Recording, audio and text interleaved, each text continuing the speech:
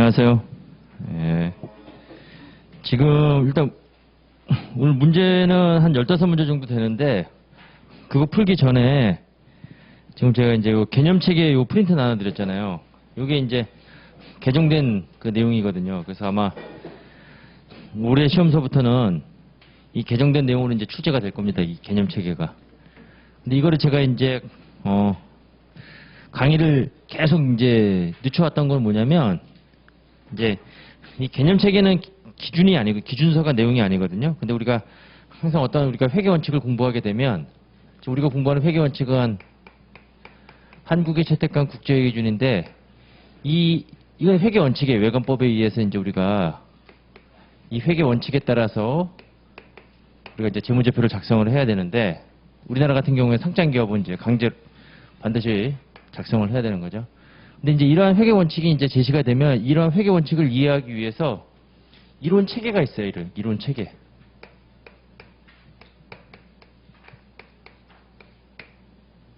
그러니까 우리 이제 회계 원칙에는 항상 요 따르는 이 이론 체계가 있다는 거예요. 그래서 요 이론 체계를 공부하게 되면 이 회계 원칙을 더 잘 이해할 수가 있다는 거예요. 그리고 이제 이러한 회계 원칙이 우리가 연역적 공법이라고 그러죠. 이런 이론 체계에서 이런 회계 원칙이 도출이 되는 거예요. 네. 그런데 이제 문제는 뭐냐면 이제 이론 체계가 이게 이제 좀 내용이 이제 좀 달라졌죠.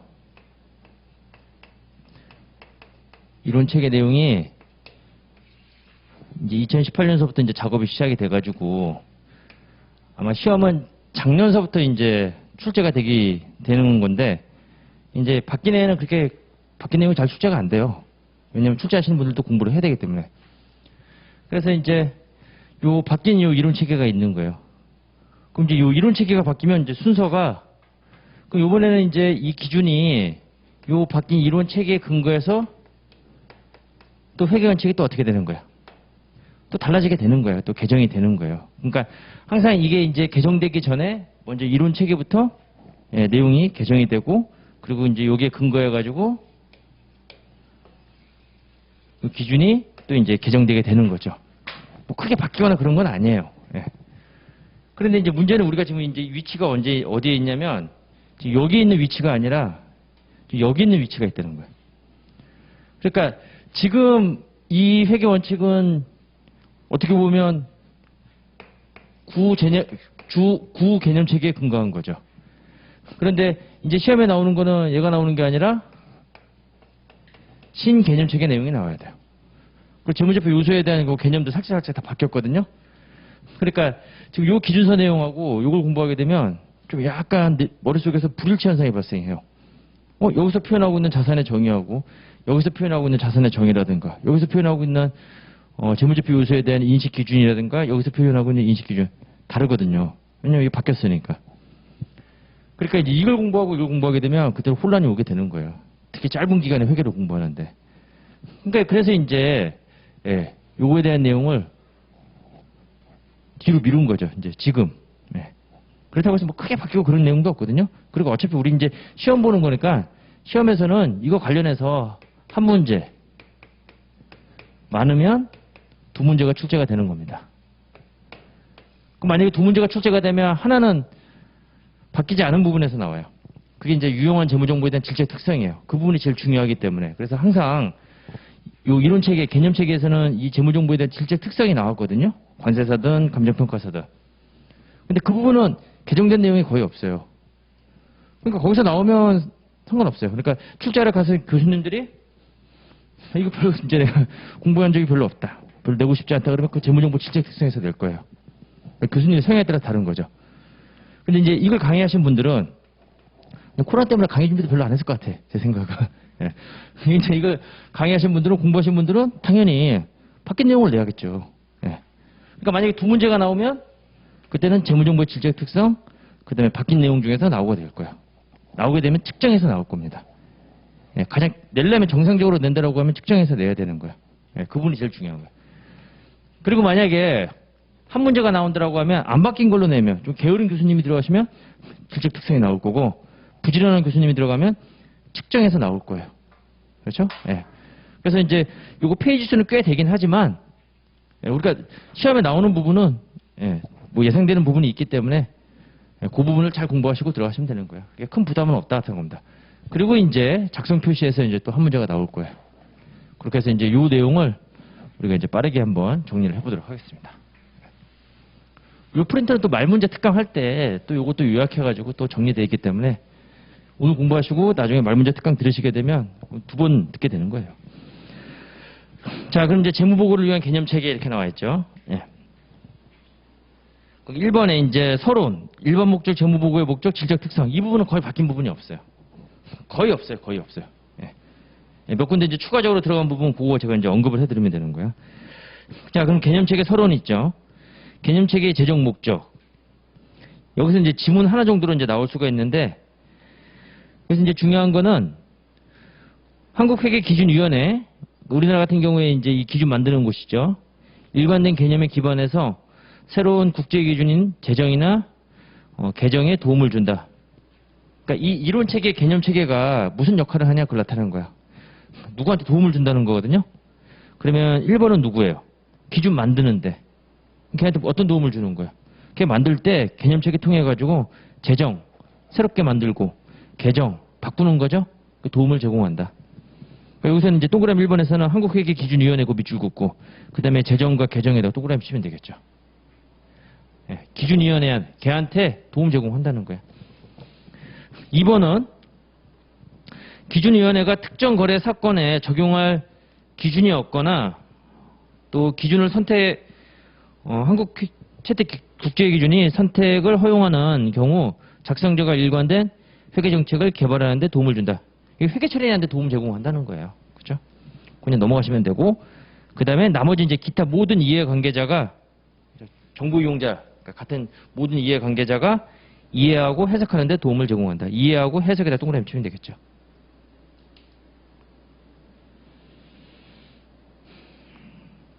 됐고 그 정도만 알면 돼요. 2번에서 중요한 거는 1번 지문이에요. 동그라미 1번 지문은 다 밑줄 그으세요. 항상 전통적으로 단골로 나오는 거예요. 개념체계는 기준이 아니라고 그랬죠. 그렇죠? 아까 회계 원칙이 아니라 그 회계 원칙을 도출하는데 하나의 이론체계 역할을 한다고 그랬잖아요. 그렇죠? 그렇기 때문에 우리가 재무제표 작성을 할 때는 당연히 누가 우선해야 되는 거예요. 개념체계에 따라서 작성하는 게 아니라 걔가 우선되는 게 아니라 기준이 우선한다는 거예요. 그렇죠? 기준은 외관법에 정해진 원칙이잖아요. 그렇죠? 외관법에 정해진 법 규정이라고요. 그래서 당연히 기준이 개념체계에 우선 적용되는 거죠. 그러니까 개념체계가 우선하지 않는다. 이거 이제 항상 잘 나오는 거고. 그 다음에 일반 목적 재무보고의 목적을 달성하기 위해서 회계기준위원회는 개념체계의 관점에서 벗어난 요구사항을 정하는 경우가 있을 수 있다에 있다. 그렇죠? 예.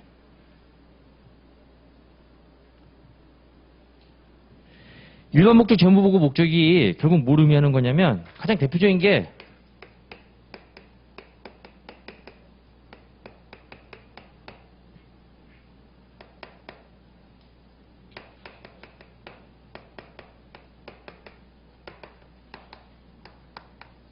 이게 정보 이용자한테 유용한 의사결정에 유용한 정보를 우리가 제공하는 거예요.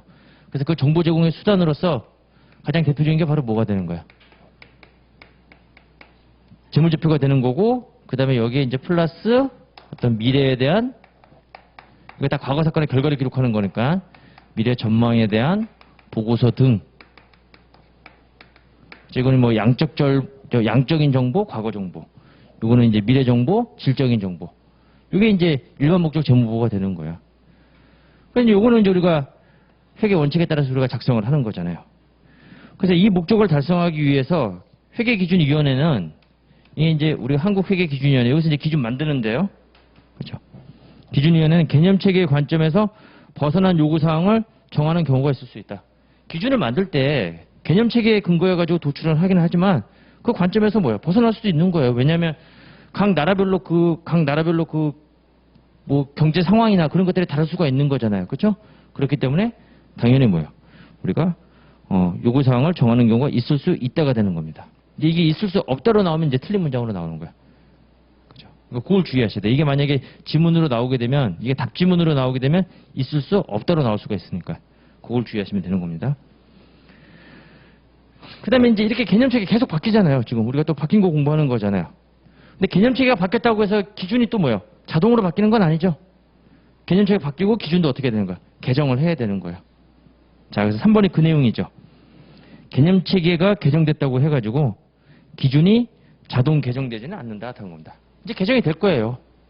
이제는 바뀐 개념체계 근거해가지고. 공부하면 안 되겠죠. 그렇죠? 뭘 좋다고 그걸 또 공부해요. 예.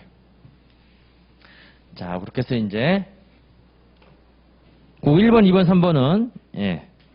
시험에 이제 나올 수, 뭐 가능성은 그렇게 높지는 않은데 나올 수는 있다 하는 겁니다. 3번은 뭐냐면 이거는 뭐 우리가 공부하는 이 개념체계에 대한 내용이에요. 그 개념체계 내용이 쭉 이렇게 거기 나와 있는 1, 2, 3, 4, 5번의 순서대로 서술되어 있습니다. 그래서 이제 이 순서대로 우리가 이제 공부를 하게 될 거예요. 예. 그래서 요거는 뭐 넘어가시면 되고 시험에 나오지는 않고 우리가 공부하는 개념체계 순서가 이렇다 이렇게 보시면 돼요. 그 다음에 이제 일반 목적, 재무보고의 목적 이렇게 나와 있죠. 그래서 의의가 나와 있는데 자, 동그라미 1번. 자, 목적이 뭐냐? 현재 및 잠재적 투자자, 대여자 및 기타 채권자. 그 밑줄 긋고 자, 이들이 소위 말하는 일반 목적, 재무보고 목적의 주요 이용자가 되는 거야. 그냥 이용자가 아니에요.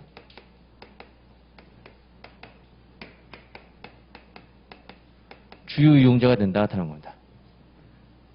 그래서 이제 거기 나와 있듯이 투자자인데 현재 잠재적 투자자도 포함이 된다는 걸 좀 주의를 하셔야 돼요. 투자자를 하면 가장 대표적인 게 회사가 발행한 기업이 발행한 유가증권에 투자한 자들, 주식, 그렇죠? 그 다음에 회사가 발행한 사채에 투자한 거.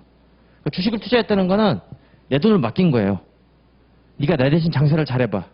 그게 주식에 투자한 거고 사채 투자한 거는 돈을 빌려주는 거예요. 돈을 빌려주면서 일정 기간 동안 빌려주면서 네가 장사해가지고 나한테 나중에 원금 갖고 그 다음에 일정한 이자 달라는 거죠. 주식은 내 돈을 맡긴 다음에 어떻게 하는 거야? 그거는 안 갚아도 돼. 대신 네가 장사 잘해가지고 그 회사 주가 올리거나 또는 뭐야 배당 나한테 달라는 거죠. 예. 투자자가 거기 되는 거야. 현재는 지금 투자한 사람, 삼성전자 주식을 갖고 있는 사람은 현재 투자자. 가질 의도가 있는 자. 내가 이제 주식 살라고 하는 거예요. 그러면 잠재적 투자자 이렇게 되는 거예요. 그렇죠? 네. 그 다음에 또 누가 있냐? 거기 대여자, 돈 꿔준 사람. 그 다음에 기타 채권자. 뭐 원재료를 공급한 사람. 그렇죠? 네. 이런 사람들이 이제 주요 이용자가 되는데 여기서 이제 주요의 의미는 뭐냐면 결국 이제 얘네들이 결국 이제 투자한 뭐 투자자, 대여자, 기타 채권자가 이 기업과 관련된 이거 소위 뭐라고 그러냐면 경제적인 이해관계자예요. 한마디로. 경제적 이해관계자. 그 말이 경제적 이해관계자지 뭐 쉽게 얘기하면 결국 이제 돈으로 얽혀 있다는 거예요. 그럼 얘가 제일 궁금한 게 바로 뭐예요? 돈으로 얽혀 있으니까 그렇죠? 특히 투자자 입장에서 얘가 얼마 버냐고 나타나는 거예요. 이 기업이 미래에 대한 요 수익에 대해서 가장 궁금하겠죠. 그리고 이제 돈을 맡겼으니까 이 기업의 경영자가 제대로 내 돈 갖고 잘 경영하는지 그거에 대한 그 이행 책임에 대해서 우리가 알고 싶다는 거예요. 이행 책임에 대해서 평가하고 싶다는 거죠. 이 경영자의 이행 책임. 그래서 이제 기업에서는 그걸 뭐라고 얘기하냐면 여기는 이제 자본 위탁자가 되는 거고 이거는 수탁 책임에 대한 이행 보고. 그렇죠? 이행 수탁 책임에 대한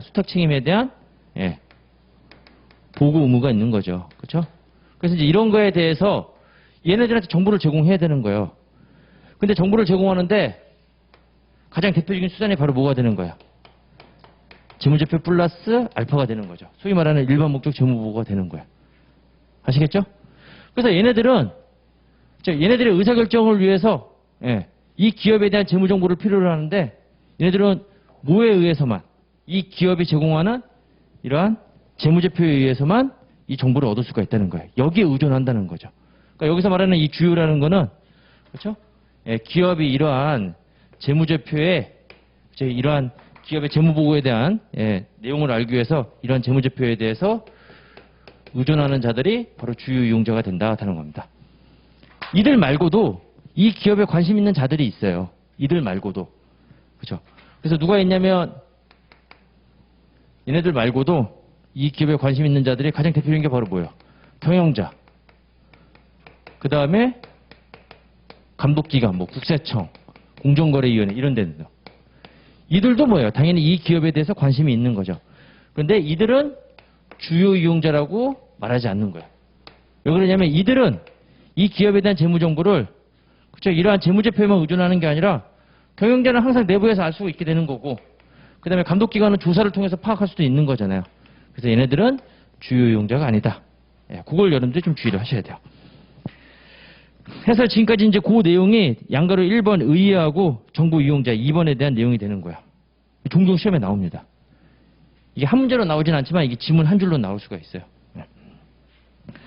그래서 1번. 자, 의사결정을 할 때 유용한 보고기업의 재무정보를 제공하는 것이다. 그 다음에 2번. 기업의 자원을 제공하는 것과 관련된 의사결정은 자원을 제공했다는 게 이제 뭐 돈을 투자했다거나 또는 뭐야. 돈을 빌려줬다. 그렇게 보시면 되는 거예요. 자본을 위탁한 거죠. 현재 및 잠재적 투자자, 대여자, 그 밖의 채권자가 기대하는 수익에 의존한다. 이렇게 나왔죠. 얘네들이 제일 궁금해하는 게 얘가 결국 내가 투자한 기업이 얼마 버냐 그렇다는 거예요. 그래서 여기 수익에 이제 의존한다. 그 다음에 2번 정보 이용자. 그래서 동그라미 1번에는 주요에다 동그라미 쳐야 되겠죠. 이러한 일반 목적 재무보고서. 이게 바로 일반 목적 재무보고서죠. 재무제표 플러스 알파. 일반 목적 재무보고서에 의존하는 자들. 그런 자들은 우리가 주요 이용자다 이렇게 얘기를 하는 거고. 그 다음에 2번과 3번은 마찬가지로 이 기업의 재무보고에 관심 있는 자들이긴 하지만 주요 이용자는 아니다 하는 거예요. 왜? 이들은 그렇죠? 일반 목적 재무보고 이것뿐만 아니라 다른 루트를 통해서도 이 기업의 재무정보를 파악할 수가 있다는 거죠. 그렇죠? 예. 그래서 주요 이용자는 아니다. 그렇게 보시면 돼요. 그 다음에 3번에 보게 되면 일반 목적 재무보고서가 제공하는 정보인데 경제적 자원과 청구권에 대한 정보를 제공한다 이렇게 나왔습니다. 경제적 자원이 바로 뭐냐면 자산이에요. 자산.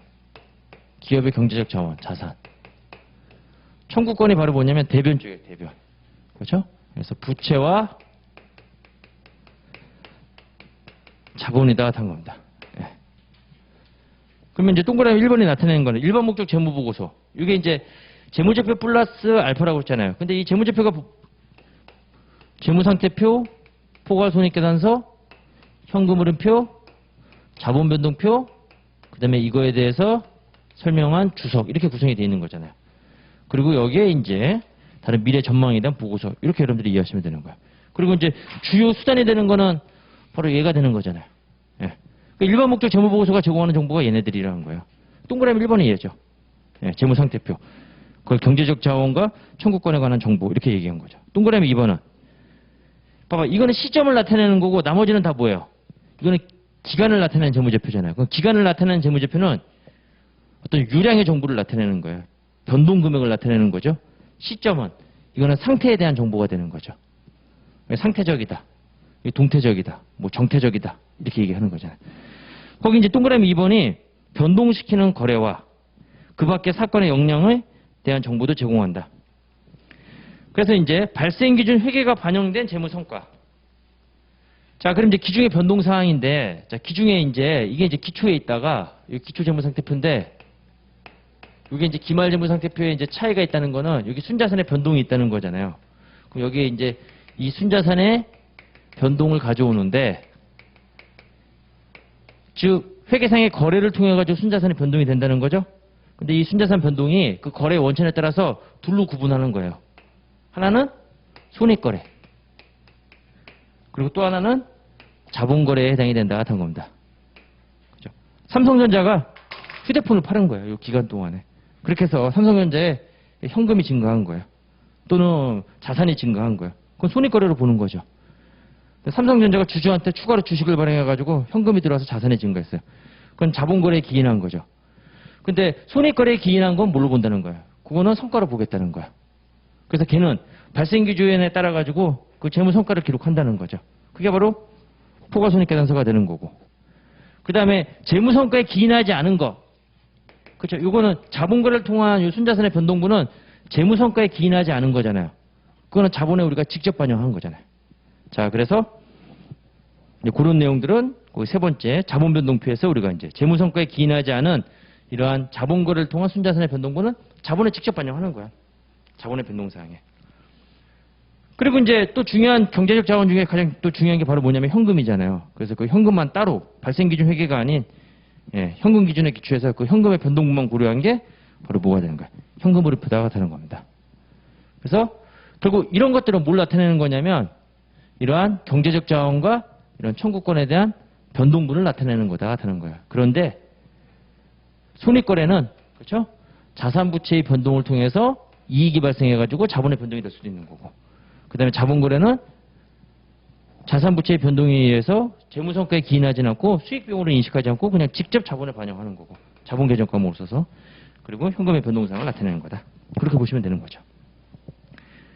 됐죠? 그 다음에 3번에 자, 이러한 제공하는 정보, 이 제공하는 정보가 결국 뭐냐면 얘네들이 아까 위탁자로 했잖아요. 자본 위탁자. 그럼 이건 수탁받았죠? 그럼 그 수탁받은 책임에 대한 위탁자들한테 보고하는 거죠. 그러니까 얘네들이 본인이 되는 거고, 경제학적인 관점에서 얘기하면 본인과 대리인의 관계. 그 들어본 적 있어요? 예. 그렇죠. 얘네들은 대리인이잖아요. 경영자는 대리인이잖아요. 얘를 대신해서 경영해 주는 거잖아요. 그래서 얘의 자원을 위탁받아가지고 그걸 보고하는 걸 하는 거죠. 그렇죠? 자, 그래서 수탁 책임에 대한 정보, 책임을 이행했는지에 대한 정보, 즉 수탁 책임에 대한 정보죠. 해당 자원의 경영자의 관리를 평가할 수 있도록 도움을 준다 하는 겁니다. 뭐 외울 게 아니에요. 그걸 한번 쭉 읽어보면 여러분들이 그냥 이해할 수 있는 부분이다 하는 겁니다. 그냥 표현만 어렵게 했을 뿐이죠. 4번에 일반 목적 재무 보고의 한계. 이게 제일 중요해요. 그죠? 일반 목적 재무 보고의 한계가 시험에 제일 또 이 파트에서는 물론 제일 중요한 건 질책 특성인데, 근데 그 앞에 있는 그 파트 부분에서는 제일 중요한 내용이다 하는 겁니다. 자, 동그라미 1번. 일반 목적 재무보고서, 그러니까 재무제표라고 생각하시면 돼요.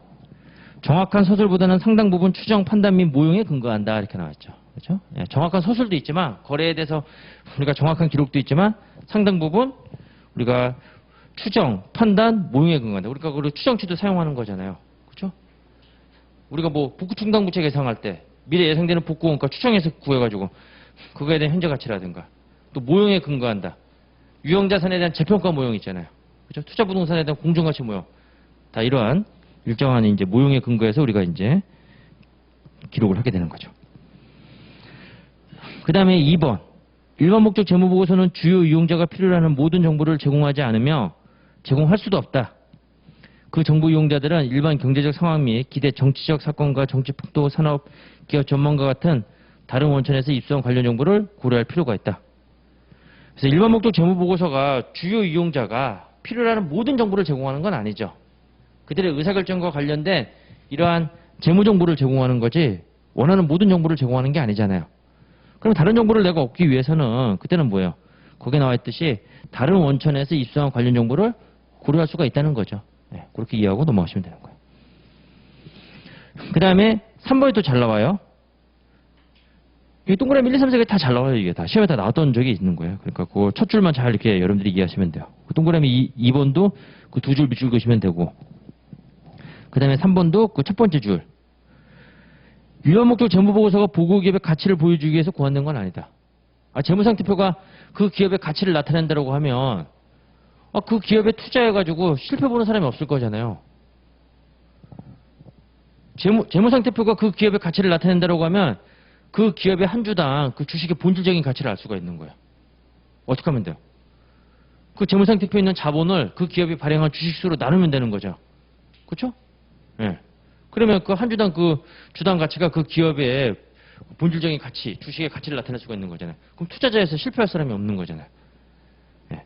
그래서 그 기업의 가치를 보여주기 위해서 고안된 건 아니다 하는 겁니다. 그러나 이러한 주요 이용자가 보고 기업의 그 가치를 추정하는데, 우리가 기업 가치 평가할 때 기본적 분석이라고 있어요. 기본적 분석. 또 주식 우리가 평가할 때 기본적 분석. 그 기본적 분석이 바로 뭐 하는 거냐면 재무제표 분석하는 거예요. 그렇죠? 재무제표 가지고 분석하는 게 우리가 기본적 분석이다. 그래서 그런 가치를 추정하는데 도움되는 정보를 제공한다. 며칠 전에 저한테 아는 출판사에서 전화가 왔는데 요즘 주식 투자가 열풍이잖아요. 그래서 이제 수험사가 아닌 주식 투자 관련된 책을 저한테 써달라고 해서. 제 증권 계좌 보여드릴까요? 제가 그랬거든요. 뭐 이론과 실제는 다르지 않냐고 하면서 이제 요구하는 게 바로 뭐냐면 딴 거 아니에요. 경영 분석이에요. 경영 분석.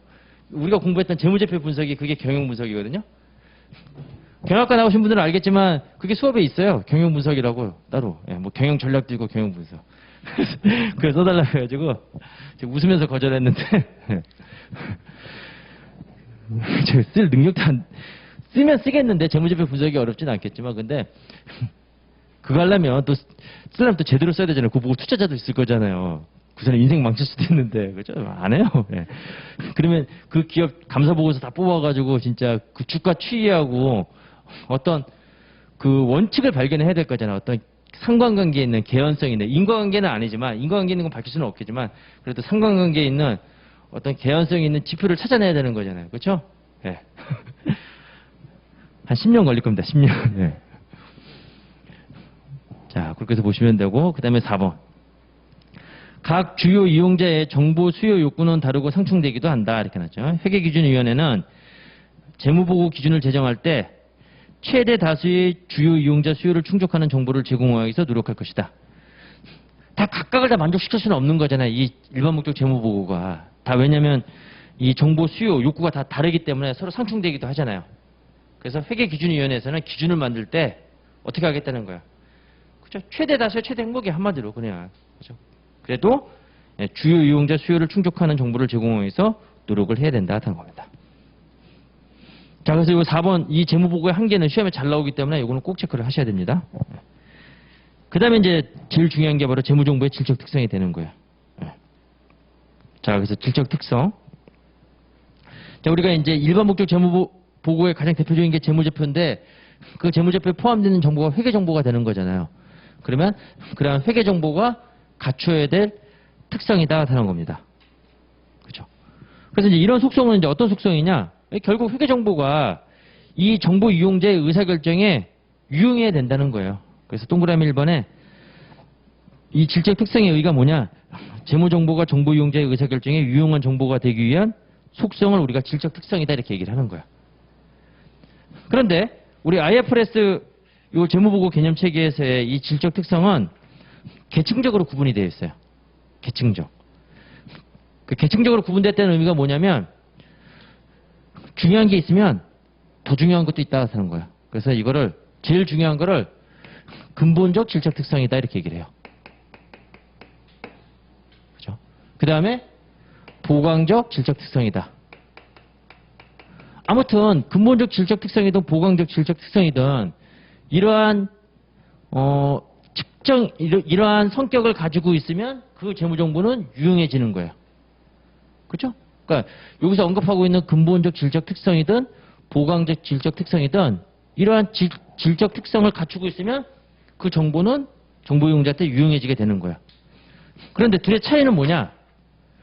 의사결정에 유용해지기 위해서 반드시 갖춰야 될 거 있어요. 필수. 대학 가면 우리 뭐 전공 필수가 있고 그 다음에 전공 선택이라는 게 있잖아요. 예. 그거 왜 공부하는 거예요?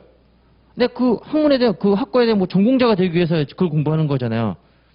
근데 그 전공자가 되기 위해서는 반드시 갖춰야 될 게 바로 뭐야? 전공 필수죠.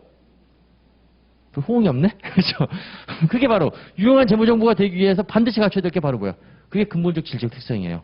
그러니까 얘는 필수예요, 필수.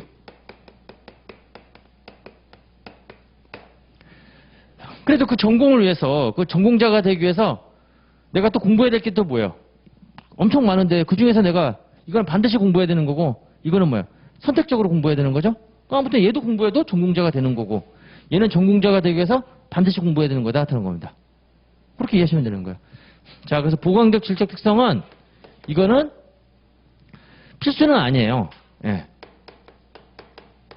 뭐 선택이라는 표현도 그런데 필수는 아니다 하는 겁니다. 필수는 아니지만 이 질적 특성을 갖추게 되면 더 유용해질 수가 있다는 거죠. 그러니까 유용하기 위해서 반드시 갖춰야 되는 거고 얘는 갖추면 더 유용해질 수가 있다는 거예요. 아시겠어요? 그런데 이걸 갖추고 있지 않은 상태에서 보강적 질적 특성을 갖추고 있다? 졸업해요? 못해요? 못하죠? 예, 유용한 정보가 아니다 하는 겁니다. 아시겠어요? 예. 자, 그래서 이제 거기 2번에 박스가 나와 있죠. 일단 근본적 질적 특성에 해당되는 게 바로 뭐냐면 두 가지가 있어요. 목표죠, 목표. 예. 이렇게 기억하시면 돼요.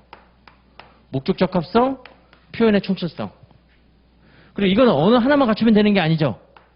필수니까 이거는 둘 다 갖춰야 되는 거예요. 예, 엔드의 개념이 되는 거죠. 둘 다 갖춰야지만 유용해지게 되는 거예요.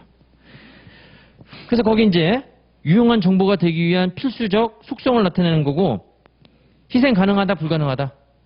불가능하다는 거죠. 왜? 두 개를 반드시 갖춰야 되는 거니까. 그렇죠? 희생이 불가능하다는 겁니다. 그 다음에 보강적 질적 특성은 자, 네 가지가 있어요. 비, 검, 적, 이. 비교 가능성, 검증 가능성, 적시성, 이해 가능성. 그렇죠? 근데 이거는 반드시 다 갖춰야지만 된다. 그건 아니에요. 그렇죠? 이걸 갖추고 있으면 유용해지고, 그런데 거기에 또 이러한 성격을 갖추고 있으면 더 유용해질 수가 있다 하는 겁니다. 그래서 얘는 정보의 유용성을 더 유용해진다고 그랬잖아요. 그렇죠? 더 유용. 전공 지식이 더 늘어나겠죠. 이걸 선택 과목으로 듣게 되면. 그래서 정보의 유용성을 향상시키기 위한 보강적 속성이다 하는 겁니다. 그렇죠? 자, 그래서 얘는 희생이 가능하다.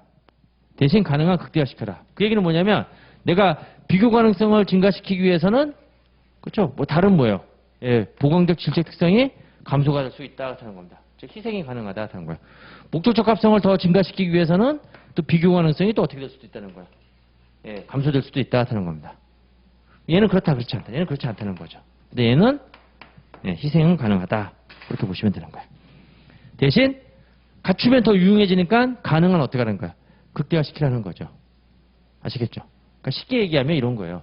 아, 내가 졸업하려면 그치, 이 과목을 들어야 되는데 그렇죠. 내가 이 과목에 관심이 있어. 근데 이 과목 듣는다면 내가 이 과목 들으면 졸업 못하는 거잖아요. 그렇죠. 그러니까 내가 이 과목 듣기 위해서 이 과목 어떻게 된 거야? 포기할 수는 있다는 거죠. 그게 희생 가능하다. 근데 얘는 희생하면 돼, 안 돼요? 안 된다는 거죠.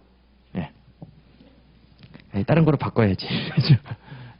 이렇게 이해하시면 돼요. 예, 요 뉘앙스를 잘 이해를 하셔야 됩니다. 자, 그렇게 해서 이제 우리가 이제 하나씩 공부하는 거예요. 이제 목적 적합성, 표현의 충실성, 비교 가능성, 검증 가능성, 적시성, 이해 가능성 관련된 내용. 그러니까 시험에 제일 잘 나오는 부분이에요. 그래서 이걸 다 짬뽕으로 해가지고 이제 문제를 출제를 하는 겁니다.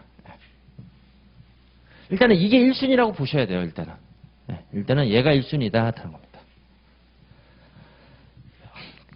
요 재무보고 개념책에서 나올 1순위다 하는 거예요. 목적 적합성. 거기 나와 있는 요 지문들, 이거 다 시험에서 이제 나올 만한 그런 표현들이기 때문에, 요걸 다 이제, 이게 다 옳은 문장이니까, 이거 외울 건 아니에요. 그냥 여러 번 읽어보시고, 이제 여러분들이 그 감으로 맞추시면 되는 거예요. 자, 그럼 일단 목적 적합성이 어떤 의미냐? 의사결정에 차이가 나도록 할 수가 있다. 그러니까 내가 그 정보를 가지고 있으면 그 이전의 의사결정과 뭐예요? 달라지게 된다는 거죠. 그래서 의사결정과 관련이 있다 해서 우리가 관련성이다 이렇게도 얘기해요. 그러면 이제 목적 적합한 정보를 갖기 위해서는 우리가 어떠한 그죠? 요건을 갖춰야 되냐? 일단은 그 정보가 예측 가치가 있어야 되는 거예요. 예측 가치. 그다음에 그 정보가 확인 가치가 있어야 된다 하는 겁니다.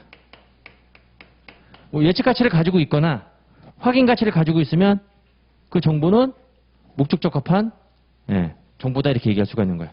또는 이 둘 모두를 갖추고 있으면 마찬가지로 두 개를 반드시 갖춰야 된다는 건 아니죠. 목적 적합하기 위해서는 둘 중에 하나 아니면 둘 다 갖추고 있으면 우리가 목적 적합한 정보가 된다. 그렇게 우리가 얘기할 수가 있다는 거죠. 의사결정에 차이가 날 수가 있다. 그래서 이번에 미래 결과를 예측하기 위해 사용하는 절차의 투입 요소로서 절차의 투입 요소 그 밑줄이에요. 사용될 수 있다면 예측 가치를 가진다. 이게 그 정보가 예측 가치를 가지고 있다는 게 그게 예측치를 나타내는 게 아니에요. 그죠? 그 예측치일 필요는 없는 거예요. 내가 예측하는데 사용했다라고 하면 투입 요소잖아요. 투입 요소. 투입이 됐다는 거는 사용했다는 걸 의미하는 거지. 그죠? 그게 예측치를 나타낸다는 건 아니죠. 예측치를 어떻게 나타내요? 물론 우리가 예측치를 예상하는 거죠. 그죠? 미래 결과치에 대해서 우리가 예상을 하는 거지 예측 가치가. 신이 아닌 이상은. 그래서 투입 요소로 사용되면 예측 가치가 가지고 있다는 겁니다. 그 다음에 3번에 재무정보가 과거 평가에 대해서 과거 평가를 확인하거나 변경시키는 피드백을 제공한다면 여기서는 이제 확인 또는 변경 이게 중요한 단어죠. 피드백 가치가. 네. 그러니까 내가 작년 삼성전자 재무제표 가지고 삼성전자의 주가가 올라갈 것으로 예측을 했어요. 그래서 작년 삼성전자 재무제표 보고 주가가 올라갈 거로 예상해서 내가 주식을 매수한 거예요. 그러면 작년에 그 재무제표는 예측 가치를 지니고 있는 거죠. 왜냐면 주가 상승이라는 예측에 내가 작년 재무제표를 사용을 했으니까. 그리고 이제 올해 왔어요. 올해 재무제표 이제 또 나왔고 그 다음에 이제 올해 주가가 올라왔어요. 그러면 내가 어떻게 한 거예요? 작년 재무제표 제대로 내가 이제 예측했다라고 확인할 수가 있는 거죠. 또 올해 재무제표 가지고 작년 결과를 또 비교할 수도 있고 확인할 수도 있는 거잖아요. 네. 그 다음에 주가가 떨어졌어요. 그럼 어떻게 된 거예요? 올해 재무제표 결과가 안 좋았어요.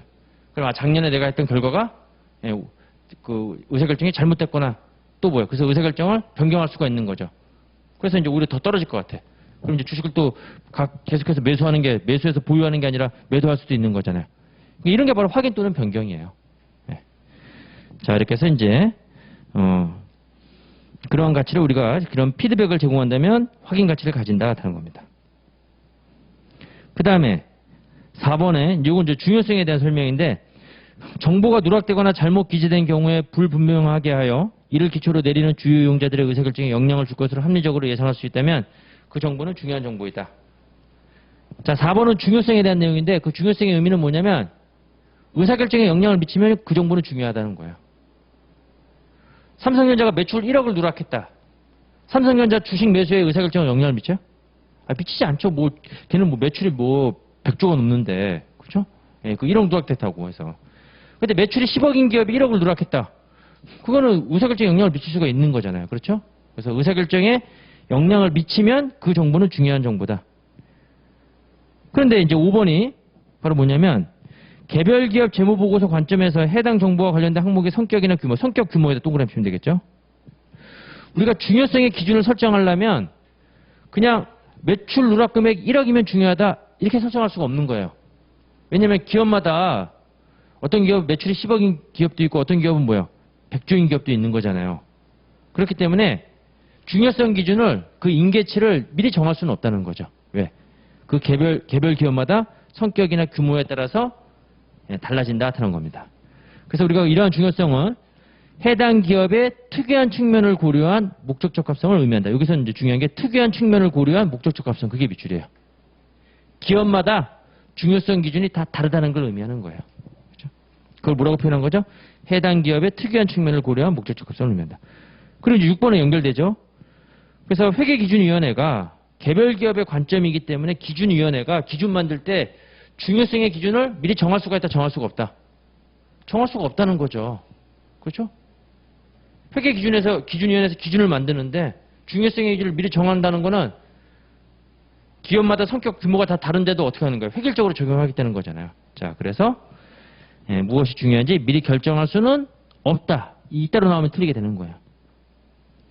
그리고 재무정보의 예측 가치와 확인 가치는 상호 연관되어 있다. 그렇죠? 아까 올해 재무제표 가지고 작년도 결과에 대해서 확인하거나 평가하는 피드백 가치를 가지고 있다는 거잖아요. 그러면서 동시에 올해 재무제표 가지고 또 내년도 또 뭐예요? 예측하는 데 사용할 수도 있죠? 그럼 올해 재무제표는 작년도 재무제표에 대한 결과에 대한 작년도 의사결정에 대한 피드백 가치도 가지고 있고 또 앞으로 의사결정에 대한 뭐가 되는 거야? 예측 가치도 가지고 있게 되는 거죠. 그렇죠? 과거에 사용하면 피드백 가치가 되는 거고 미래에 사용하게 되면 뭐가 되는 거야? 그 예측 가치가 되는 거예요. 별거 아닙니다. 별거 아니죠? 그냥 이렇게 딱 보고 여러분들이 이제 느낌으로 딱 이렇게 알 수가 있는 거야. 목적 적합성 이게 되게 중요한 거예요. 근본적 질적 특성 제일 중요하죠. 어떻게 보면. 근데 특히 요즘에 시험에 잘 나오는 게 뭐냐면 456이에요. 456. 중요성 관련해가지고. 이것도 한때 또 많이 나왔죠. 예. 아무튼 여기 나와 있는 7개의 이 내용들은 이 목적 적합성 관련해서 나오는 지문들이에요. 물론 이거 말고도 다른 것도 뭐 한두 개 더 있을지 모르겠지만 그런 거 무시하고 넘어가야지 뭐 우리가 그쵸? 그런 거까지 어떻게 다 공부해요. 예. 자, 그 다음에 표현 충실성. 이것도 너무 많죠. 예. 근데 중요한 건 이건 다 나왔던 지문이에요. 다 나왔던 지문이니까 이건 반드시 공부를 하셔야 돼요.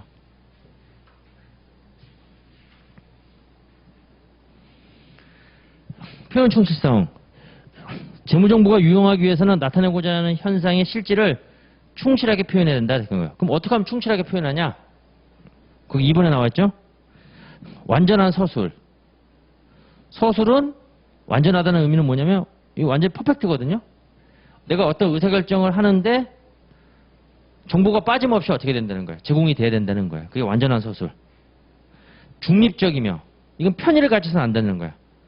그 정보가 조작됐거나 또 어느 한쪽의 입장에 편파되어 있거나 그러한 편의를 가져서는 안 된다. 그 다음에 오류가 없어야 된다. 틀리면 정확해야 된다는 거죠. 예. 오류가 없어야 한다는 겁니다. 물론 여기서 이제 오류가 없어야 한다 의미가 또 이제 뒤에 나오긴 하지만 모든 정보가 다 정확해야 된다 그런 의미는 아니에요. 예. 그래서 완전하고 중립적이면 오류가 없어야 된다. 자, 그럼 이제 하나씩 또 이제 이게 바로 이제 요 세 가지가 충실한 표현이 되기 위한 요건이 되는 거예요. 아까는 목적 적합성이 관련된 그 되기 위한 요건이 예측 가치, 피드백 가치가 있고, 그 다음에 목적 적합성이 또 하부 속성으로서의 또 중요성에 대해서 우리가 이제 또 공부를 했고, 표현의 충실성과 관련해서는 그 또한 갖추기 위한 그 충실성이 되기 위한 요건으로서 또는 하부 속성으로서 완전한 서술, 중립적인 서술, 오류가 없어야 된다. 이제 그 의미인데, 자, 완전한 서술은 거기 나와 있듯이 필요한 기술과 설명을 포함하여 정보 이용자들이 서술되는 현상, 자, 밑줄이에요. 서술되는 현상을 이해하는데, 이게 들어가야 돼요, 이게. 그러니까 이 완전한 서술이 그게 빠지고 그냥 필요한 모든 정보를 포함해야 된다. 그러면 틀린 문장이 되는 거예요. 필요한 모든 정보를 포함해야 된다. 그럼 뭐 한도 끝도 없겠죠. 제한이 돼 있죠, 제한. 필요한 모든 정보긴 하는데, 뭐 하는데? 서술되는 현상을 이해하는데. 그렇죠? 내가 내 의사결정, 내 경제적인 의사결정을 하는데, 그 경제적 의사결정에 대한 그 이해를 위해서 필요한 정보는 우리가 모두 빠짐없이 공시되어야 된다는 그런 의미가 되겠죠. 근데 중립적 서술, 편의가 없어야 되는 건데, 이건 뭐가 중요하냐면 그 뒤에 있는 게 중요해요. 이게 편의가 없는 것으로서 편의가 없다고 해가지고 중립적이라고 해가지고 중립적 정보가 목적이었거나 행동에 대한 영향력이 없는 정보를 의미하는 것은 아니다 하는 거야. 이게 뒤에 있는 말이 목적이 없고 또 뭐 행동에 대한 영향력이 없다라고 하면 그럼 틀린 문장이 되는 거죠. 제가 쉽게 예를 드는 게 우리 언론사도 보면 언론사가 뭐 이러잖아요. 뭐 보수적인 성향을 가지고 있다. 또는 뭐요? 또 진보적인 성향을 가지고 있다. 뭐 요즘에 또 뭐 진영 논리가 또 심해지니까 뭐 우파다 좌파다 막 이렇게 얘기를 하잖아요. 네. 그럼 그런 언론사도 그런 성격을 갖고 있다는 거죠. 근데 언론사가 당연히 제공하는 정보는 다 어떤 정보여야 되는 거야? 중립적인 정보여야 되는 거죠. 사실에 근거해가지고. 그렇죠? 어디에 치우침이 없는 거잖아요. 그렇다고 해도 그 언론사마다 다 각자의 성향을 갖고 있는 거죠? 다 목적이 있다는 거예요. 그리고 영향력을 미친다는 거죠. 네. 그렇게 이해하시면 되는 거예요. 자, 그렇게 해서 보시면 되고, 그 다음에 5번에, 요게 이제 예전에는 없는 내용 중인데, 요게 이제 신중성에 대해서 이제, 이게 추가적으로 이제 언급을 한 겁니다.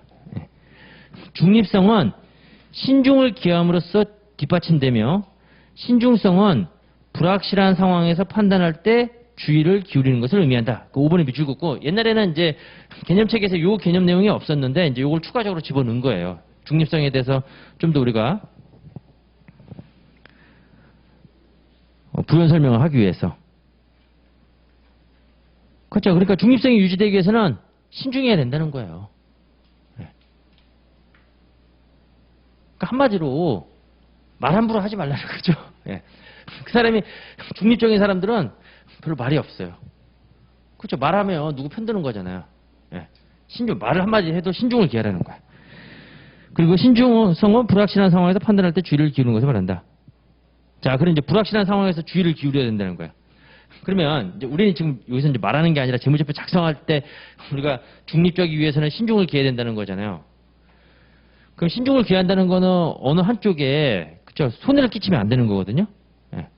그럼 우리가 재무제표 작성할 때 신중을 기하기 위해서는 재무제표를 우리가 되도록이면 어떻게 작성해야 될까요? 보수적으로 작성을 해야 되는 거예요. 순자산을 어떻게 여러 선택 대안들이 있으면 그 순자산을 표현하는 여러 회계 원칙들이 있다라고 하면 어떻게 선택해야 돼요? 보수적으로 평가하게 선택해야 되는 거야. 그러니까 순자산을 낮게 보고하는 거예요. 의도적으로 하는 게 아니라 예, 보수적으로. 의도적이라는 의미하고는 다른 거예요. 그러니까 여러 대안들이 있으면 불확실한 상황에서는 그 선택할 수 있는 대안들 중에서 순자산을 가장 낮게 보고하는 방법을 선택하는 게 그게 보수적인 평가예요. 그냥 의도적으로 낮게 보고하는 게 아니라. 아시겠죠? 그 순자산이 낮게 보고되면 뭐예요? 순이익도 낮게 보고되는 거죠. 예. 과소평가는 투자자한테 해를 끼치지 않아요. 봐봐요. 이게 원래 200원짜리인데 100원으로 평가돼 있어가지고 투자자가 100원 주고 샀어요. 알고 보니까 200원이야. 열받네? 그렇죠? 열받은 만한 일이에요? 아니, 왜 이게 열받은 만한 일이에요? 좋은 일이죠. 싸게 산 거잖아, 한마디로. 과소평가돼 있으면 나는 싸게 살 수가 있다는 거야. 문제는 과대평가죠. 이게 100원짜리인데 이게 200원으로 평가돼가지고 200원 주고 샀는데 알고 보니까 100원짜리야. 그럼 열받아야죠. 네.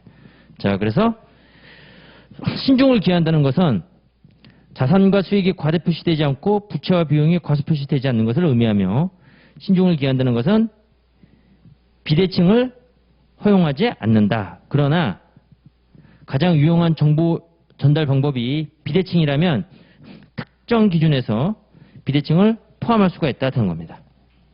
비대칭이 뭐냐면 신중을 기한다는 건 뭐예요? 순자산은 낮게, 그럼 동시에 순이익도 낮게 보고되는 거죠? 비대칭은 그 반대를 의미하는 거예요. 순자산은 높게, 그 다음에 순이익 높게 보고하는 거. 무슨 말인지 알겠어요? 네. 만약에 내가 선택할 수 있는 회계 처리 방법이 대안 1, 2, 3이 있어요. 회계 처리 방법이 3가지가 있다. 근데 얘는 순자산을 100, 150, 200 보고한다. 그럼 불확실한 상황에서는 누굴 선택하라는 거예요? 신중하게 한다는 거는. 이걸 선택하라는 얘기죠. 비대칭을 허용한다는 건 몇 번을 선택한다는 거야? 3번. 이걸 허용하지 않는다는 거야. 그런데 그렇죠. 원칙적으로 이제 원칙은 허용하지 않는 거죠. 비대칭의 상황은. 근데 가장 유용한 정보 전달 방법이 이게 비대칭이긴 하지만 이게 가장 유용한 정보 전달 방법이 되면 그때는 어떻게 되는 거예요? 가장 유용한 정보 그때는 뭐예요? 허용이 된다. 그런 의미가 되는 거죠. 아시겠죠? 예. 그래서 이제 요 표현을 여러분들이 이해하시면 되는 거예요. 그래서 특정 기준에서는 특정 회계 원칙에서는 비대칭을 포함할 수 있다 그렇다는 거예요. 그러니까 원칙은 대칭인 얘를 선택하지만 이게 유용한 얘보다 더 유용한 정보를 제공한다라고 하면 그때는 허용할 수 있다. 그게 맞는 거죠. 그렇죠? 네. 왜냐하면 재무보고의 목적이 뭐예요? 목적이 유용한 재무 정보를 전달하는 게 목적이잖아요. 자, 그렇게 해서 이해하시면 돼요. 열고 아니다 그렇다는 겁니다.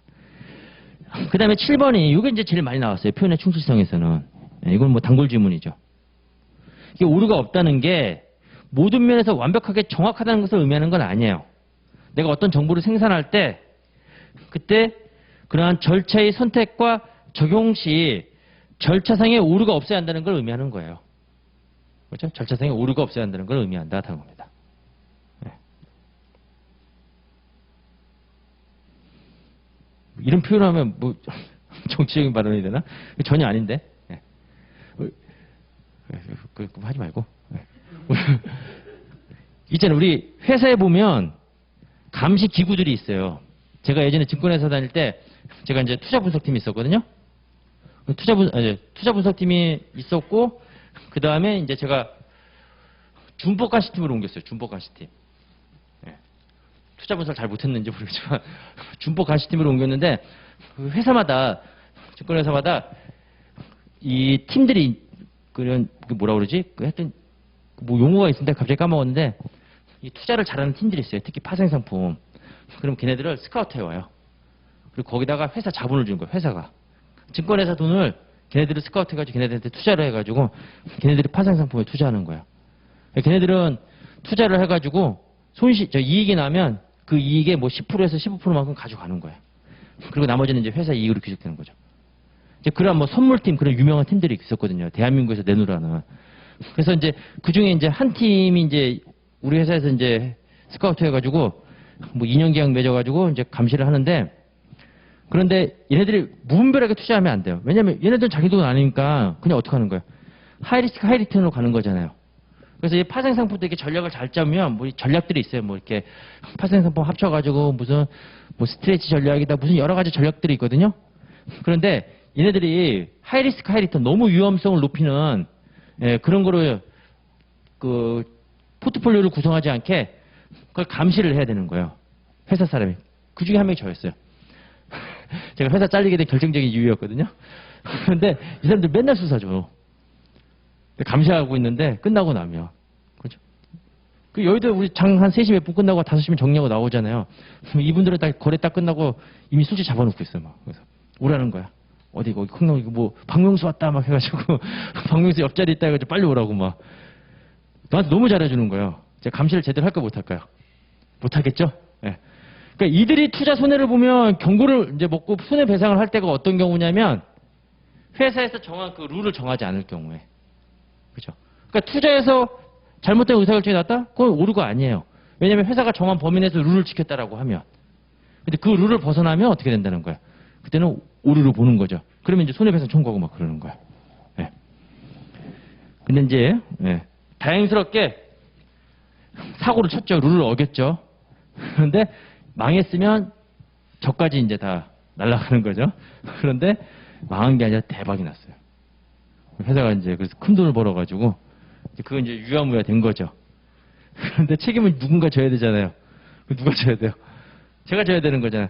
그래서 공부한 거예요. 그러니까 그때부터 이제 제가 이제 회사 본사에서 이제 저기 지점으로 발령이 난 거예요. 관련된 지점을 쭉 보니까 사람들한테 그 지점 어때요? 좋아요? 이렇게 보니까 옆에 있는 사람이 나가란 얘기 같은데 그렇게 말을 하더라고요. 그래서 이제 그 지점 가니까 할 일이 없어. 일을 안 시켜. 공부했어요.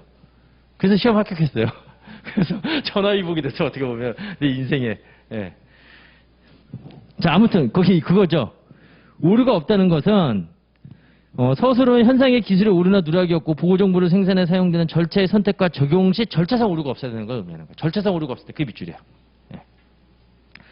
그게 반드시 정확해야 된다 그런 걸 의미하는 게 아니라 절차상 오류가 없다는 거예요. 그러니까 투자 실패를 해도 손해를 안 끼쳐요, 회사가. 왜냐하면 절차상의 오류가 없었으니까.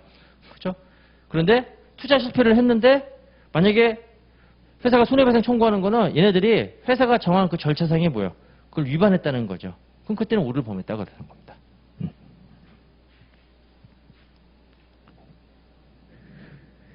근데 저는 그걸 악의적으로 그게 한 게 아니라 저는 그게 절차상 위반이 아닌 거로 봤어요. 네. 그 판단 문제였거든요. 그것도 어떻게 보면. 그러니까 여기 이제 책임 뒤집어 씌우려고 그런 거야. 여기 있는 제 위에 있던 그 부장님이 본인이 자기 책임 뒤집기 하기 싫으니까 꼬리 자르기 한 거죠. 꼬리 자르기. 조직에 그런 거 있잖아요. 꼬리 자르기 한 거예요. 제가 꼬리였어요. 그래가지고 딱 잘린 거죠. 자기까지 안 가려고. 잘 잘렸어, 근데 지금 생각해보니까.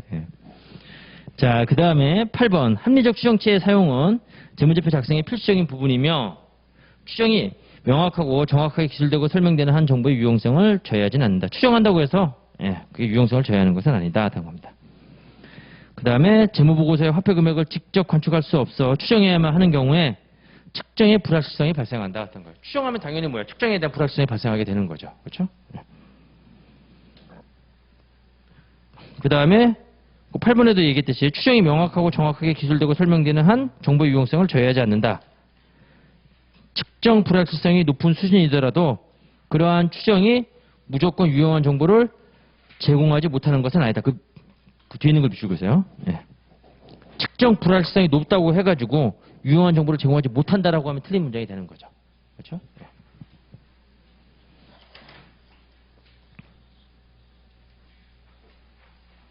전제가 있죠. 추정이 명확하고 정확하게 기술되고 설명되는 한 정보의 유용성은 저해되지 않는다.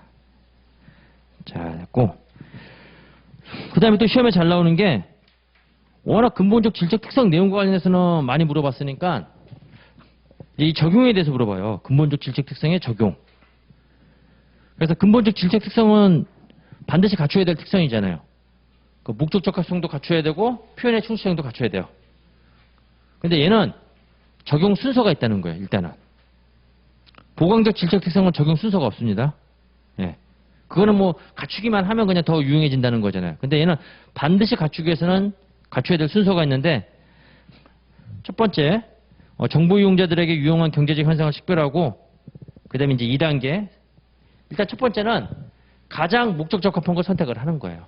그렇죠? 여러 정보 중에서 가장 목적 적합한 정보를 선택을 하고 그 선택된 정보가 충실하게 표현되면 그건 정보로서 제공이 되는 거예요. 근데 가장 목적 적합한 정보를 선택했는데 그게 충실하게 표현되지 않으면 그땐 다시 이제 돌아가는 거예요. 돌아가서 다른 정보 중에서 차선의 목적 적합한 정보를 선택을 하고 그리고 그게 충실하게 표현되면 그때는 정보로서 제공이 되는 거죠.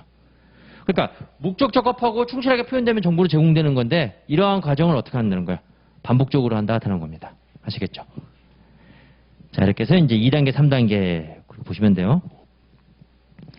경우에 따라 경제적 현상에 대한 유용한 정보를 제공한다는 재무보고의 목적을 달성하기 위해서 근본적 질적 특성 간 절충을 필요할 수도 있다 하는 겁니다. 이 얘기는 뭐냐면 그 정보가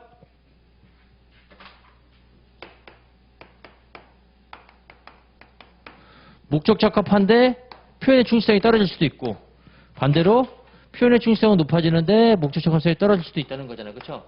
그러면 이 둘 간에 뭐가 필요하다는 거예요? 절충이 필요할 수도 있다. 그걸 의미하는 거예요. 네. 예를 들어 어떤 현상에 대한 가장 목적 적합한 정보가 매우 불확실한 추정치일 수가 있다. 그 매우 불확실한 추정치면 그만큼 표현의 충실성이 어떻게 되는 거예요? 이게 떨어질 수가 있는 거잖아요. 그렇죠? 네. 그래서 이제 절충이 필요하다. 그걸 나타낸 거고. 추정치 산출에 포함된 특정 불확실성의 수준이 너무 높아 현상을 충분히 충실하게 표현하기 어려운 경우에 불확실성에 대한 설명이 부연된다면 매우 불확실한 추정치도 가장 유용한 정보가 될 수 있다. 그거 비추고 보세요. 이게 나온 적이 없거든요. 네. 이게 이제 추가적으로 또 이제 들어간 부분이기 때문에 신중서가 더불어서 그래서 5번 같은 경우가 이제 나올 수가 있다 하는 겁니다.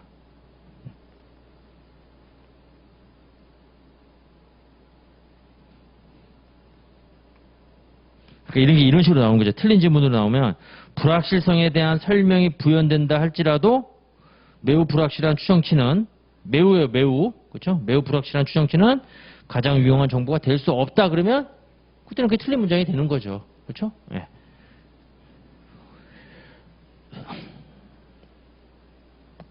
(5번에) 특정의 불확실성이 너무 높아 현상을 충분히 충실하게 표현할 수 없다면 다소 목적 적합성이 떨어지지만 특정의 불확실성이 더 낮은 다른 유형의 추정치가 가장 유용한 정보일 수가 있다 하는 겁니다.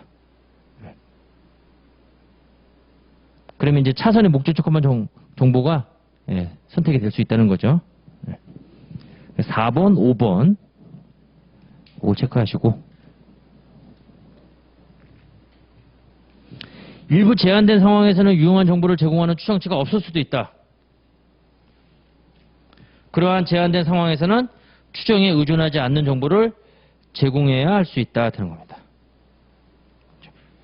일부 제한된 상황에서는 유용한 정보를 제공하는 추정치가 없을 수도 있다 하는 거예요. 그래서 그러한 제한된 상황에서는 추정에 의존하지 않는 정보를 제공해야 할 수 있다.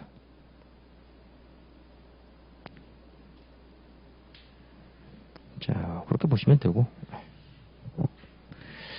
자, 이렇게 해서 요 순서, 적용 순서와 그 다음에 이제 3번, 4번, 5번 요 그게 이제 조금 좀 중요한 문제입니다. 그 다음에 5번에 보강적 질적 특성의 의미, 역할 이렇게 나와 있죠. 예, 보강적 질적 특성. 지루하세요? 별로 안 지루하죠? 예. 질적 특성까지는 다 끝나고 좀 쉬도록 할게요. 자, 네 가지. 비검적이 이렇게 나와 있죠. 비교 가능성, 검증 가능성, 적식성, 이해 가능성. 이걸 네 개를 다 만족하라는 얘기 아니죠. 이 중에서 어느 하나만 만족하면 그 정보가 더 향상된다는 거예요. 더 유용한 정보가 된다는 거죠. 더 유용해질 수 있다 이렇게 얘기했잖아요. 2번도 마찬가지고 3번 요거 읽어보세요. 동일하게 근본적 질적 특성을 가진 두 가지 이상의 방법 중 어느 방법을 사용할지 결정에 도움을 줄 수가 있다는 겁니다. 좀 말이 안 되는 얘기긴 하지만 둘 다 이제 신입사원을 뽑는데 둘 다 뭐 경영학과 전공했어요. 보니까 전공 필수 다 들었어. 근데 얘가 전공을 더 많이 들었어. 전공 선택까지 많이 들었어.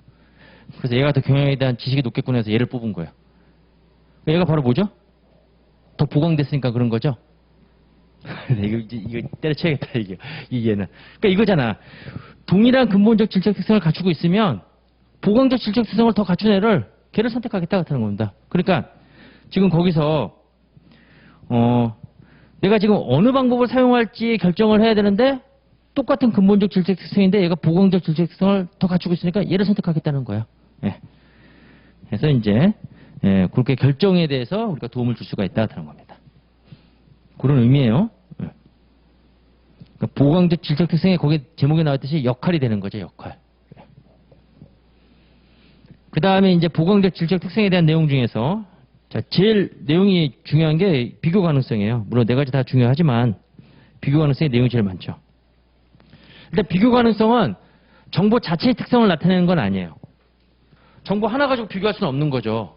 그렇죠? 나를 비교하는 다른 대상이 있어야 되는 거잖아요. 그래서 비교 가능성은 최소한 2개 이상의 정보가 필요한 거예요. 비교해야 되는 거기 때문에. 그렇죠?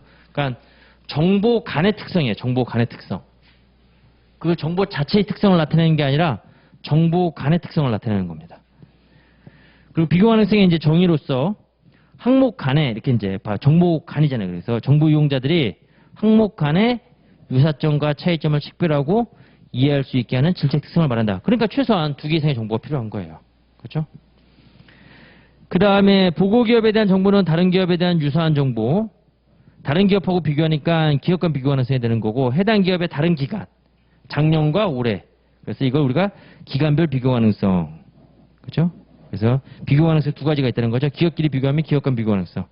그 다음에 회사 기간별로 비교하면 기간별 비교 가능성이 나타나는 거야. 근데 이러한 비교 가능성이 제고되기 위해서는 일관성이 있어야 된다는 거예요. 그러니까 그 얘기가 뭐냐면 A와 B 기업에 대한 재무제표 누가 더 뭐 재무 건전성이 좋은지 재무 성과가 좋은지 비교를 하려고 그래요. 그럼 A 기업과 B 기업이 재무제표 작성할 때 작성 원칙이 뭐예요? 2 기업이 동일해야지만 그 비교가 가능한 거죠. 같은 기준을 놓고 우리가 비교를 해야 되는 거지. 만약에 기준이 다르면 그때는 당연히 비교 가능성이 떨어지게 되는 거잖아요. 기간별 비교 가능성도 마찬가지예요. 작년 재무제표하고 올해 재무제표 비교하는데 그렇죠? 예, 누가 더 언제 더 장사를 잘했냐? 작년에 잘했냐? 올해 잘했냐? 마찬가지로 작년에 적용했던 회계 원칙하고 올해 적용했던 회계 원칙이 동일해야 된다는 거죠. 예를 들어가지고 재고자산 평가 방법인데 기준에서 선입선출법도 인정해주고 평균법도 인정해주잖아요.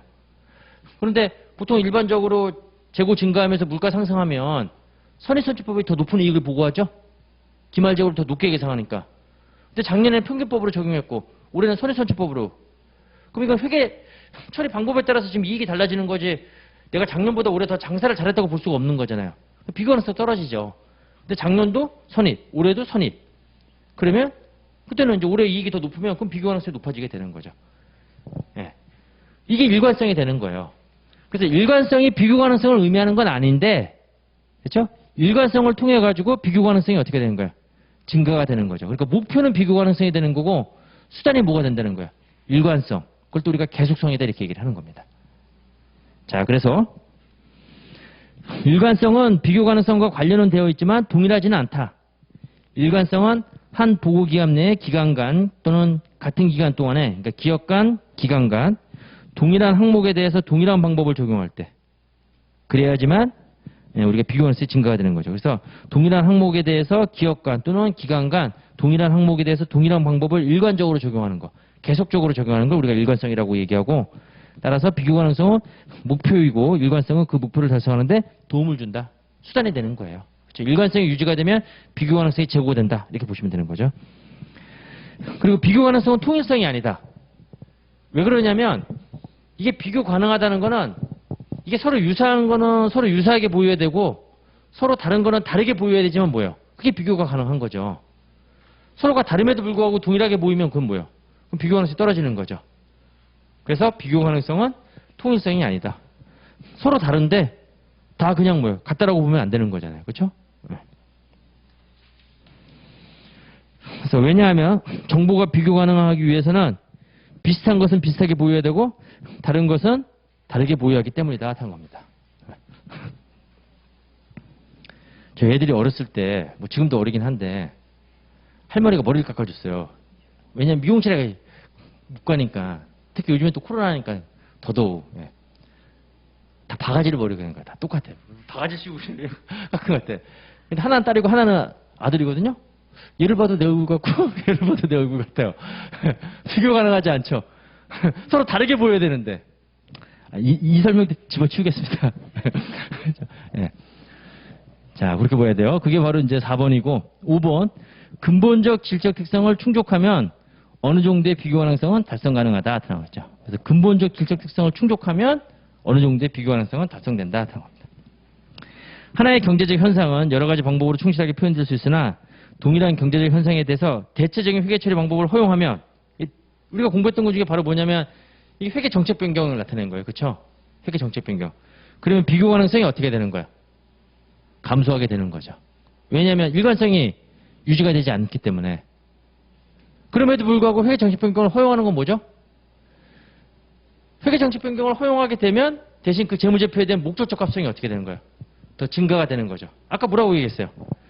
보강적 질적 특성은 근본적 질적 특성을 위해서 희생될 수 있다, 희생될 수 없다. 희생될 수 있다고 그랬잖아요.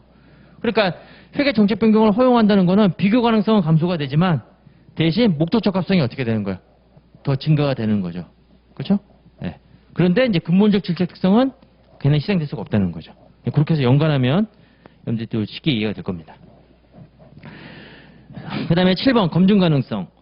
검증 가능성은 합리적이고 독립적인 서로 다른 관찰자가 어떤 서술의 표현의 충실성이 합의에 이룰 수 있다는 것을 의미하는데 비록 완전히 의견이 일치하지 않더라도 그 밑줄이에요. 그러니까 서로 다른 관찰자가 그죠?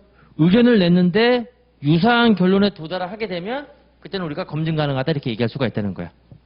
검증 가능하기 위해서 반드시 완전히 의견이 일치된다. 그걸 의미하는 건 아니고 유사한 의견에 도달하게 되면 우리가 검증 가능하다 이렇게 얘기할 수가 있는 거죠. 그 다음에 개량화된 정보가 검증 가능하기 위해서는 이것도 잘 나와요. 단일에 추정 취할 필요는 없다 하는 겁니다. 단일에 추정 취할 필요는 없고 가능한 금액의 범위 및 또는 관련된 확률로도 검증될 수 있다. 우리 수익에서 변동대가 공부했잖아요. 그 변동대가 우리가 예측할 때 우리가 어떻게 한다 그랬어요? 기대값이라든가. 기대값이 바로 뭐야? 확률로 가중평균한 값이고. 그 다음에 가장 가능성이 높은 금액. 그 금액의 범위 중에서 가장 가능성이 높은 금액. 최빈치라고 얘기했죠. 그 중에서 더 잘 예측되는 금액으로 우리가 측정한다. 이렇게 공부한 적이 있었잖아요. 그렇죠? 예. 이렇게 단일에 추정칠 필요 없다. 하는 겁니다. 예. 그렇게 이해하시면 되고. 그 다음에 검증은 직접. 직접이 뭐냐면 우리가 이제 현금 실사한다는 거죠. 재무제표에 현금 뭐 10억이 있는데 그게 진짜 있는지 현금 실사하면 근거 열어가지고 확인하는 거잖아요. 그 세는 거잖아요. 그걸. 이게 이제 직접 검증, 간접, 모형이라든가 투입 요소. 그래서 이제 감사하게 되면 이게 통계적 모형으로 해서 그죠? 이게 이제 통계를 통해서 우리가 이제 확률 감사하고 막 그래요. 그죠? 그게 바로 뭐냐면 거기 나왔듯이 모형 등 투입 요소로서 확인하는 거다 하는 겁니다. 그다음에 미래 전망 재무 정보는 어느 미래 기간 전까지는 검증하는 것이 가능하지 않는 경우도 있다 하는 겁니다. 가능하지 않은 경우도 있다. 않으니 맞죠? 않으니 맞나? 이거 맞는 거예요. 왜냐면 이거 제가 기준서 그냥 컨트롤 C, 컨트롤 V에서 붙여놓은 거예요. 예. 물론 이제 제가 좀 내용의 이해를 위해서 각색해 놓은 것도 없지 않아 있긴 하지만 그런 데서 오타가 나올 가능성이 크죠. 근데 이렇게 컨트롤 C, 컨트롤 거의 다 붙여놓은 거기 때문에 시험에 나오는 거. 미래가 불확실하면 그렇겠죠. 지금 같은 상황이 있잖아요. 그렇죠. 이렇게 미래가 불확실할 경우에는 검증하는 것이 가능하지 않은 경우도 있다. 검증 가능성 관련해서는 이 4개의 지문들 중요하고 적시성. 적시성은 나오면 둘 중에 하나예요. 여기. 일단 적시성이 뭐죠? 제때. 동그라미 1번에서 중요한 건 제때. 내가 아무리 좋은 정보가 있어도 투자 정보가 있어도 내 주머니에 돈이 없으면 그게 뭔 정보로서 유용성이 떨어지게 되는 거잖아요. 그러니까 제때. 그 다음에 보통 우리가 최근 정보가 더 적시성이 높은 정보다 이렇게 얘기할 수가 있는데 그러니까 일반적으로 그러니까 정보가 오래된 정보는 유용성이 떨어지지만 일부 정보는 오랫동안 적시성이 있을 수 있다는 거예요. 대표적으로 추세 분석할 때. 우리 재무제표도 마찬가지죠. 자, 단기 영업이익이 10조. 잘한 거예요? 전기를 보니까 영업이익이 100조였어요. 그렇죠. 잘한 게 아니었죠? 알고 보니까 10분의 1 토막이 난 거예요. 10분의 1 토막 영업이익이. 그렇죠. 그럼 이게 정기 정보는 당연히 오래된 정보잖아요. 그런데 이거 오래된 정보지만 적시성은 떨어지긴 하지만 이렇게 추세 분석 자료에서는 이 오래된 정보가 유용한 거죠. 그렇죠? 예. 자, 그래서 이제 동그라미면 그렇게 보시면 됩니다. 그래서 우리가 재무제표 단기 것만 우리가 공시하는 게 아니라 반드시 뭘 공시해야 돼요? 재무제표 작성 원칙에 보게 되면 정기 재무제표 최소한 정기 거까지는 비교 공시해야 되는 거죠. 이건 무조건 공시해야 되는 거예요. 전정기 공시해도 돼요. 그렇죠? 그건 선택. 근데 기업이 하지 않는 이유는 이것도 작성하고 감사하려면 비용 들잖아요. 그러니까 정기까지만 우리가 이제 공시하는 게 일반적이죠. 정기까지는 반드시 공시해야 되니까. 그러니까 비교 공시하는 게 바로 뭐냐면 이러한 적시성에 대한 정보를 제공할 수가 있다는 겁니다. 그 다음에 이해가능성 마지막으로 이해가능성은 정보를 명확하고 간결하게 분류하고 특징 지으며 표시하는 것. 이해가능성은 간결하게 분류, 특징, 표시. 여러분들 막 교과서에 이렇게 막 줄 긋고 그렇죠? 형광펜 칠하고 그런 거잖아요. 다 이게 뭐 하는 작업이에요? 나중에 복습할지 안 할지 모르겠지만 간결하게 분류하고 특징 지우고 표시하는 거. 나중에 공부할 때 이해가능성 높아지도록 하기 위해 하는 거잖아요. 그렇죠? 네. 자, 그렇게 해서 보시면 되고 일부 현상은 본질적으로 복잡해서 이해하기 쉽지 않다. 우리 고급회계에 우리 뭐 시험에 나오지도 않을 뿐더러 뭐 나와도 풀 필요도 없는 거예요. 그렇죠?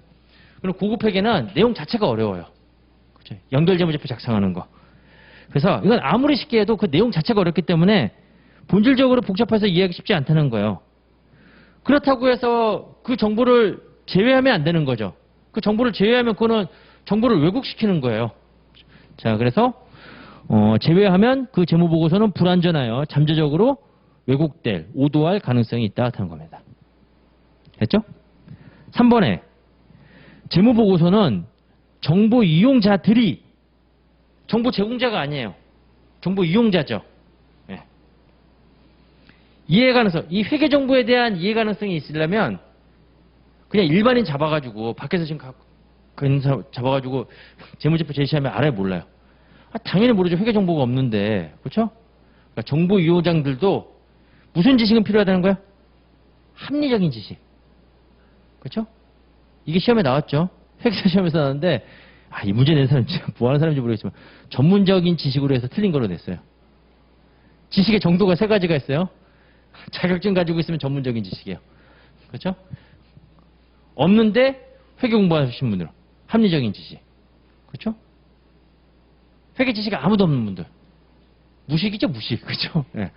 합리적인 지식은 있어야 된다. 이게 전문적인 지식으로 나온 게 있습니다. 장난하는 것도 아니고 진짜 문제를 아무리 지금까지 출제되지 않은 걸 낸다 할지라도 그런 식으로 바꿔서 그거는 진짜 장난이에요, 장난. 이게 말장난, 글장난하는 거죠. 합리적인 지식이 있고 부지런히 정보를 검토하고 분석하는 이용자를 위해서 작성한다는 의미다. 이러한 이용자도 자문가의 도움이 필요할 수 있다 하는 겁니다. 그렇죠? 자, 그래서 3번. 자, 이렇게 해서 이제 이 네 가지가 보강적 질적 특성과 관련해서 시험에 이제 자주 나오는 지문들입니다. 보강적 질적 특성의 적용. 이 적용을 잘 보세요. 이제 보강적 질적 특성은 가능한 극대화해야 된다 하는 거예요. 반드시 갖추진 않아도 되지만 많이 갖추면 갖출수록 좋은 거잖아요. 그렇죠? 전공 성격 많이 들었으면 그 전공에 대한 지식은 더 높아지게 되는 거잖아요. 그리고 2번이 중요하죠. 근본적 질적 특성과는 달리 어떤 규정된 순서를 따르지 않는 반복적인 과정이다. 그리고 3번 때로는 하나의 보강적 질적 특성이 다른 질적 특성의 극대화를 위해서 감소되어야 할 수도 있다. 그래서 아까 목적적 합성을 제고시키기 위해서 대체적인 회계 처리 방법을 적용하게 되면 비교 가능성이 감소된다. 그걸로 여러분들이 연관해서 이해하시면 돼요. 거기 나와 있네. 거기 뭐 예를 들어 회계 기준의 전진 적용. 그렇죠? 이렇게 표현하면 된다. 원가 제약은 어떤 의미냐면 아무리 내가 좋은 이런 뭐 이렇게 유용한 정보를 생산한다 할지라도 그 정보로부터 얻는 효익과 그 정보를 얻기 위해서 들어간 비용을 비교해 봤을 때 당연히 뭐가 더 커야 된다는 거예요. 효익이 더 커야지만 정보로서 가치가 있다는 거죠. 이게 바로 이제 원가의 제약이 되는 거예요. 그러니까 정보가 생산되기 위해서는 정보 제공자가 이제 정보로서 생산하기 위해서 마지막 통과하는 관문이 바로 뭐가 되는 거야? 원가 제약이다. 이렇게 생각하시면 되는 거죠. 그래서 포괄적인 제약 요인이다. 이렇게 나와 있고. 그 효익이 더 커야 된다는 거야. 그걸 뭐라고 표현한 거예요? 효익이 그 원가를 정당화하는 것이 중요하다 하는 거죠. 그렇죠? 그래야지만 정보로서의 가치가 있다는 거죠. 아, 오사다. 3번에 원가 제약에 따라 모든 이용자가 목적 적합하다고 합의 빠졌어요. 이건 제가 얻어치다 빠뜨려 먹은 거다. 목적 적합하다고 보는 모든 정보를 제공하는 것은 가능하지 않다.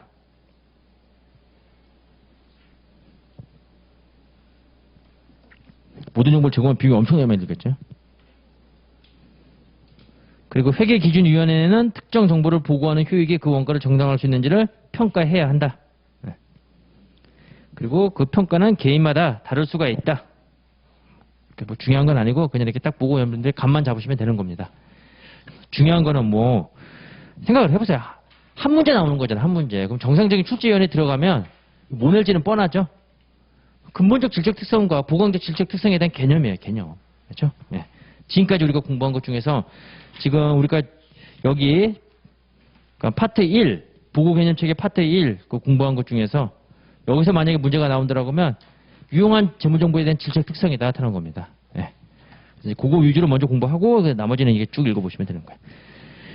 자, 일단 여기까지 하고 그다음에 이제 좀 쉬었다가 이제 재무보고를 위한 개념책의 이 뒷부분부터 이제 바뀐 부분이에요. 이제 그렇죠. 개정된 부분이니까 이제 개정된 부분에서 나온다라고 하면 요 파트 2, 요 파트 2에서 이 파트 2에서도 이제 측정 관련돼 가지고 시험에 나올 가능성이 크다고 합니다. 자, 일단 여기까지 하고 좀 쉬었다가 보도록 하겠습니다.